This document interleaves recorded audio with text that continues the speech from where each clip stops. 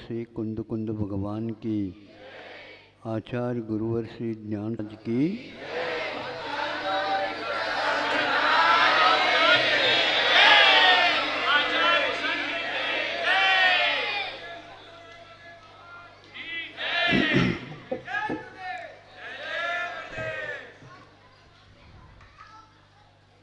शास्त्रों में कथन आता है, जो श्रद्धापूर्वक भक्तिपूर्वक विनय के साथ बिंब की पूजा अथवा बिंब को नमस्कार वंदना करता है, उसके लिए कठिन से कठिन भी कर्म हो क्यों न हो, वे भी पिघल करके और सम्यक दर्शन का लाभ उन्हें हो जाता है। आप लोग तो प्रतिदिन तो कर ही रहे, लेकिन दो तीन विशेषण और लगाए गए, उस ओर अवश्य आप ध्यान देंगे। भक्ति पूर्वक और कोई भी संसार की कामना नहीं करते हुए एक केवल हमें कर्मों की निर्जरा हो, इसको ध्यान में रखते हुए यदि वंदना करते हैं तो अवश्य ही वह उसके लिए मिथ्यात्व का गलन हो करके सम्यक दृष्टि हो जाती है। इसमें वंदना और पूजन और दर्शन आदि करने का केवल लाभ मनुष्य ही नहीं उठाते, किंतु तिर्यंच भी उठाते हैं। सुन रहे हैं आप?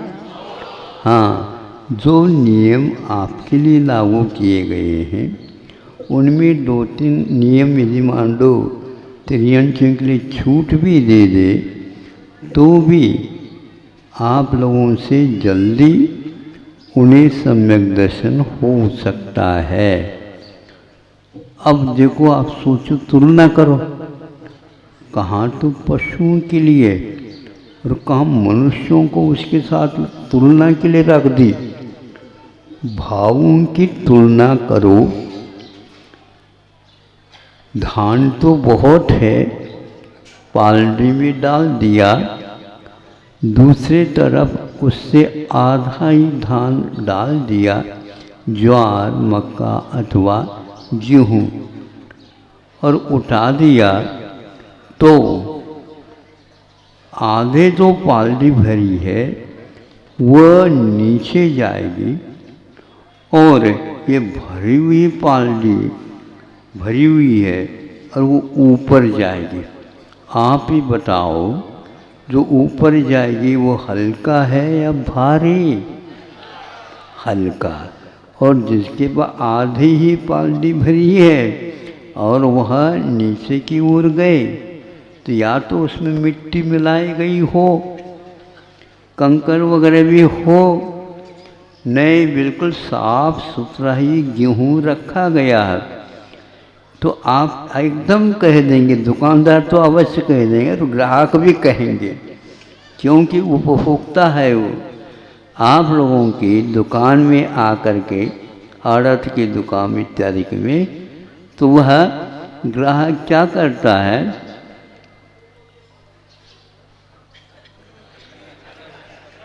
क्या कर रहा है? सूपा में से साफ कर रहा है क्या? हाँ, यूँ देख रहा है, और दूसरी एक बोरी में और है, उसको भी देता है, यूँ यूँ करता है। तो ये भरी हुई पालड़ी में एकदम हल्के ही गेहूँ हैं और दूसरी पालड़ी में आधी है, उसमें भी भारी है, यानी उसमें आटा की मात्रा ज़्यादा है, खाने योग्य उसमें चीज़ ज़्यादा है, और इस फाल्दी में जो गेहूं है वह क्या है, भूसा ज़्यादा है और चापर ज़्यादा है और आटा कम है, इसलिए ज़्यादा होने के उपरांत भी वो हल्के हैं।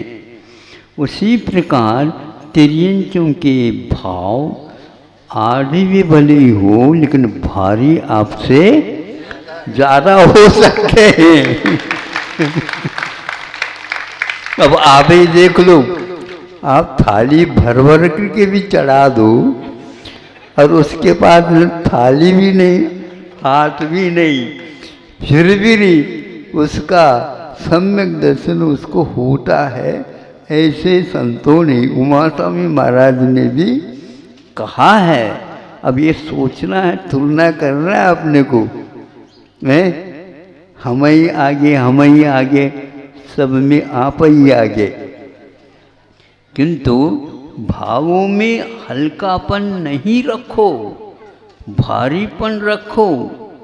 हाँ, ये भक्ति ऐसे करो जिसमें ज़्यादा आटा आ सके और कम मात्रा में भी ज़्यादा आटा आ सके।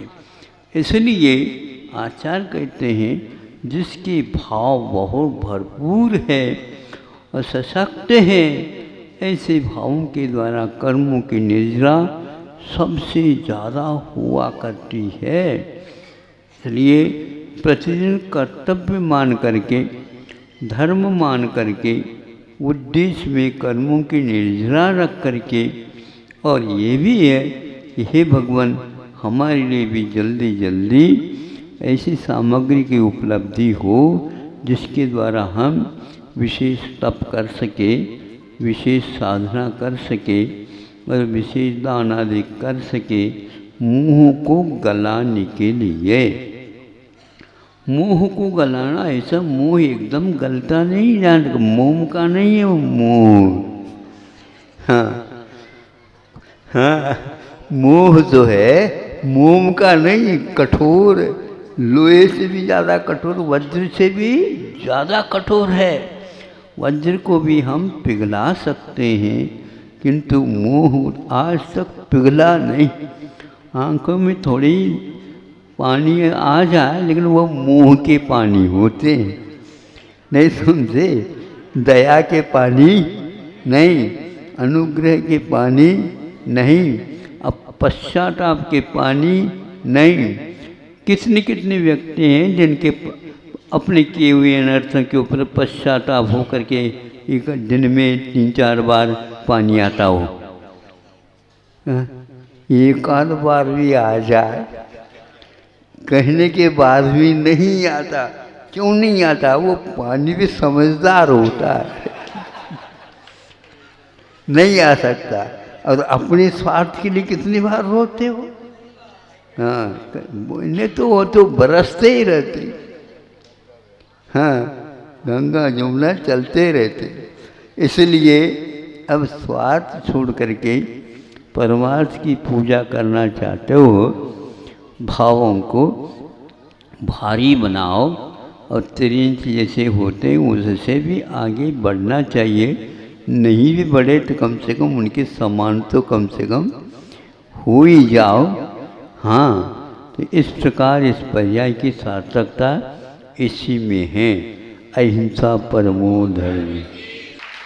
अभी उन्हें भी याद करते हुए ये कहना चाहता हूँ, क्योंकि आज आप लोग बहुत ही प्रसन्नता के साथ मोक्ष मार्ग की प्रभावना के लिए उद्यमशील हुए हैं। आज वैसे ही स्वतंत्रता दिन भी सुनते हैं। हाँ, तो रक्षा दिवस भी है, स्वतंत्रता दिवस भी है, और आत्मा को स्वतंत्रता पहले ही चाहिए क्योंकि बंधन तो बहुत दिन हो गया। जिसको आप लोग जीवन कहते हैं वह भी एक प्रकार से बंधन है जो जी रहे हैं। आज मैं एक प्रकार से उस सब की बात को एक शिक्षा के माध्यम से कहना चाहूँगा कि शिक्षा एक ऐसी वस्तु है जिसके द्वारा बाहर की नहीं भीतरी आंखें खुलती है। कुछ दिन पहले कुछ बंधु आए थे हमारे आदिवासी इलाके से, और उनको जो रोजगार करते थे उसके लिए जो मदद सहयोग मिलता था वो मिलना बंद हो गया। तो सुनते हुए वो आए, यहाँ पर कुछ उसका प्रबंध हो रहा है, तो रखा। तो वो बहुत खुशी का अनुभव करते हैं और कहते हैं हम आजीवन पर्यंत मुसलमान होकर के भी मांस और शराब का त्याग किया। 70 परिवारों को भी वैसी प्रकार के संकल्प दिलाया है। और भी उनके चौकले में कि इस प्रकार रोजगार चाहने वाले बहुत सारे श्रमिक विद्यमान हैं। तो बहुत अच्छी बात है ये। राष्ट्र और सरकार भी ये कहती है हम गरीबी को हटाना चाहते हैं। गरीबी को हटाने के लिए कोई मांगने वाला कभी गरीबी को हटा नहीं सकता। ऐसा सब लोगों की मान्यता भी ऐसी ही है और होना भी चाहिए। तो उसी बात को लेकर के मैं कहता हूँ कि रोटी न मांगो, रोटी बनाओ, रोटी बनाना सीखो। सुना? रोटी न मांगो, रोटी बनाना सीखो। तो क्या होगा? तो खिला के खाओ। यही एकमात्र शिक्षा है। इस शिक्षा में दरिद्रता पूर्ण साफ हो जाएगी और यह श्रम की ओर आप लोगों का दृष्टिपात हो जाएगा, पूरा का पूरा हल हो जाएगा। हम श्रमण परंपरा के उपासक हैं और 24 भगवान श्रम के लिए ही प्रेरित किया। धर्म, अर्थ और काम ये 3 पुरुषार्थ, ये भी पुरुषार्थ है जो मोक्ष पुरुषार्थ के लिए भूमिका का निर्वाह कराते हैं।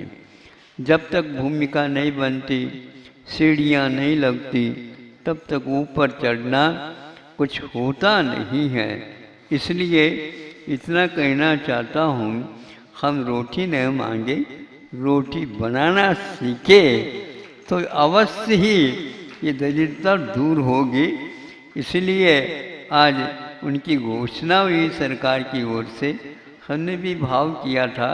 देखो, इतिहास पढ़ने से ये ज्ञात होता है, किसानों के बारे में आप सोच रहे हैं लेकिन वो आत्महत्या करते चले जाते हैं क्योंकि उनकी कमी को कोई पूर्ण नहीं कर पाता। बात बिल्कुल ठीक है, केवल ऊपर से ही पानी आता ऐसा नहीं। जो पानी आया है वह संग्रह न हो, क्योंकि संग्रह के परिणाम आज कर्नाटक और ये अपने महाराष्ट्र और केरल में गत साल 2 साल पूर्व में प्रलय जैसा हुआ। आज यहाँ पर भी कर्नाटक और महाराष्ट्र में प्रलय जैसा हुआ। पानी खूब गिरा, किंतु पानी को यथाविधि जिस दिशा में ले जाना चाहिए वह प्रबंध नहीं था, इसलिए प्रलय का रूप धारण कर लिया। इस प्रकार सरकारी निगाह भी इस ओर थी। तो जल प्रबंध यदि हो जाता सही यहाँ अर्थ पुरुषार्थ में, काम पुरुषार्थ में, धर्म पुरुषार्थ में आ जाता है। इतने सारे पशु पक्षियों के लिए पानी का प्रबंध करना बहुत कठिन है, लेकिन पानी को सब नदियों में यदि बहा दिया जाता है, समुद्र की ओर न जाए क्योंकि वह खारा बनना है वहाँ पर, इसका सदुपयोग करेंगे तो अवश्य आपका इस श्रम के कारण धर्म अर्थ काम पुरुषार्थ बहुत अच्छे फलेंगे। और मोक्ष क्या होता है फिर बाद में आपको ज्ञात होगा। श्रम करने से पसीना आता है और सीना चौड़ा हो जाता है। मोक्ष पुरुषार्थ के लिए निरोग शरीर की भी बड़ी आवश्यकता है। ज़्यादा न करके इतना ही कहना चाहूँगा कि हमें श्रम करना, श्रमण परंपरा की उपासना इसी में निहित है। वृषभनाथ से लेकर के 2400 भगवान हमारे कोई भी वैश्य नहीं हुए। सुन रहे हो? तराजू लेकर के बैठे आप लोग, कोई भी महावीर भगवान के हैं और न वृषभनाथ भगवान के, आप उपासक सिद्ध ही नहीं होते। उन्होंने तो ये कहा कि हम तो क्षत्रिय हैं। क्षत्रिय का कहना ये है वह न तराजू हाथ में लेता है, न बाट लेता है, न नापतोल रखता है, किंतु ये जो रखते हैं उनको सही सही शिक्षा देता है, दंड देता है। नहीं मानते हैं तो उसको अवश्य बाध्य करके इस ओर आकृष्ट कर देता है। ऐसे हमारे 24 भगवान हुए, उनके पास न तराजू है और न ही बाँट है, किंतु उनका मात्र अभय हाथ उठा हुआ रहता है। ये 3 लोक के लिए अभयदान देने वाले ऐसे क्षत्रियता के साथ रहे थे, इसलिए इस भूमि का संरक्षण किया। और एक प्रकार से जो व्यक्ति यहाँ पर रहना जीना चाहते हैं उनके लिए हंसी मसी कृषि वाणिज्य शिल्प इत्यादि 2400 तीर्थंकर अपने जीवन के काल में यहाँ अवश्य खेती बाड़ी करना, शिक्षा देना, यह उनका कार्य हुआ। फिर बाद में उन्होंने संन्यास पद को प्राप्त किया था। संक्षेप से इतना है कि आप लोग सही दिशा में श्रम करना सीखिए और सही दिशा बोध को प्राप्त करिए। अहिंसा परमो धर्म।